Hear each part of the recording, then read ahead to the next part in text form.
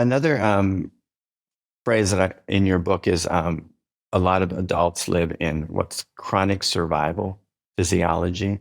Um, what does that mean? And how do people know that that's where they are?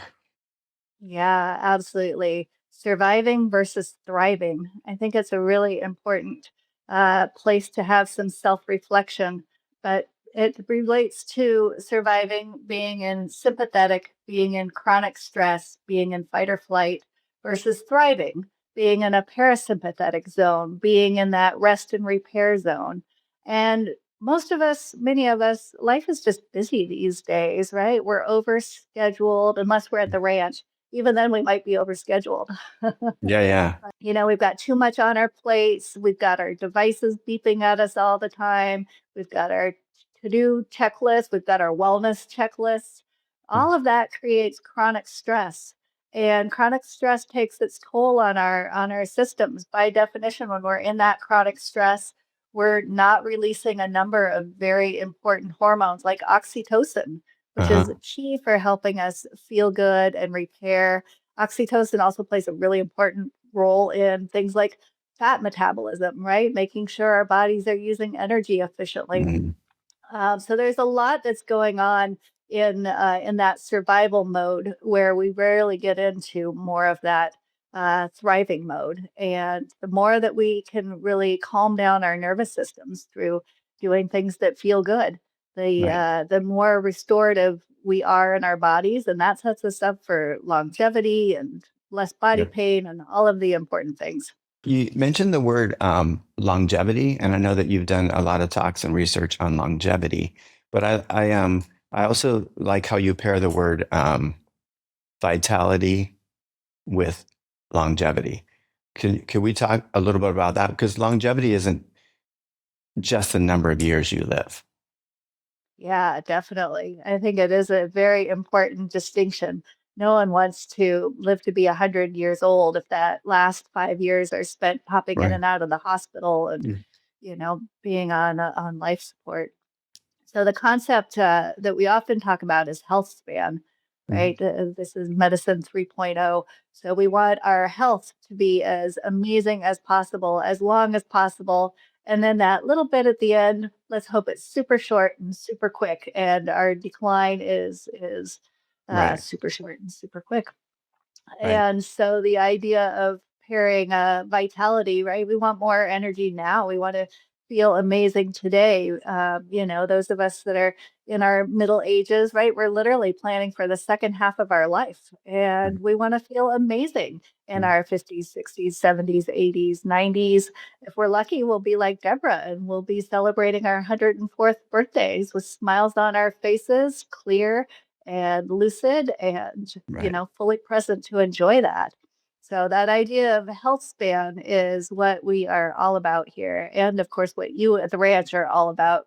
Yeah, and I think a lot of the guests that come to the ranch, that's what they're looking for, exactly the same thing. So, you in the book you talk about how the body powerfully responds to joy, touch, beauty, purpose, novelty, and connection. Those are all great, but how do we actually measure those? And what is the actual science behind that? Yeah. Let's take touch, for example. Okay. Right. So touch is, we don't touch as much as we maybe used to, or some cultures, some of the Southern European cultures are much more physical than we are. People hold hands, people hug, they kiss each other on the cheeks. And here's a good scientific factoid. So when we hug and have a nice full 8-second hug, 8 seconds is the amount of time required to truly release your oxytocin. Wow. And in the Okay. book, I tell the story about one of my favorite patients who passed away in his mid 90s. His name was Bard, and he was about 6'3", and he had been a elementary school teacher in his working years. And every time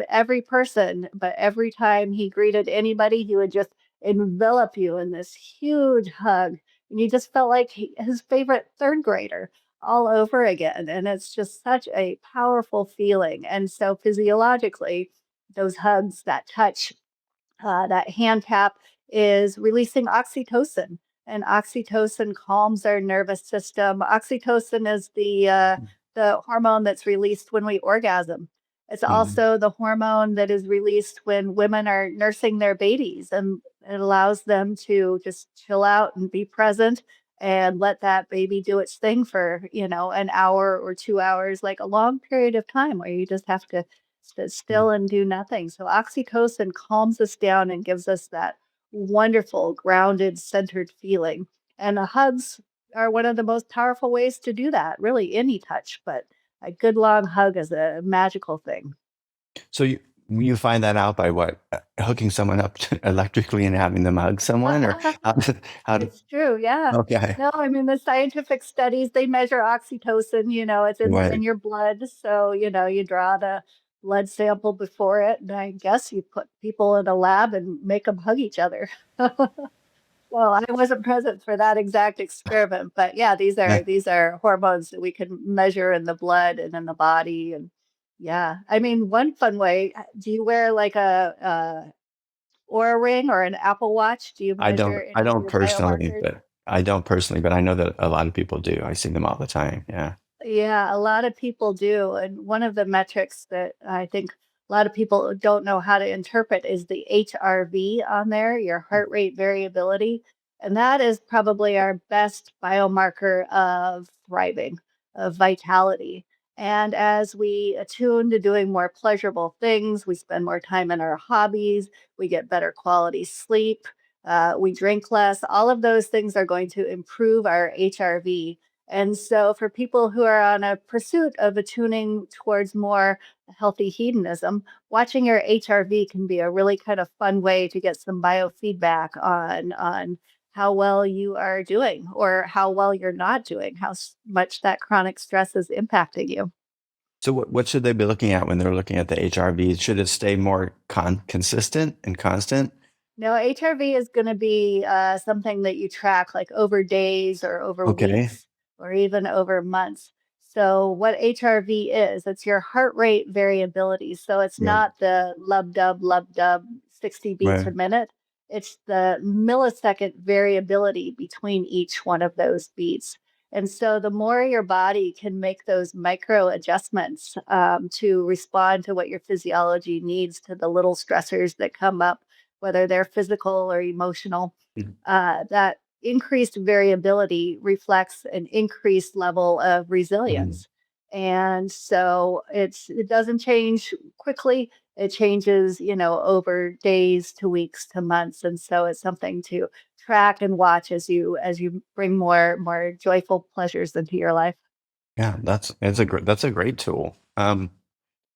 So if someone who's watching this feels like they're kind of stuck in survival mode, what is some of the first steps you would recommend for that person? Yeah, it's so common.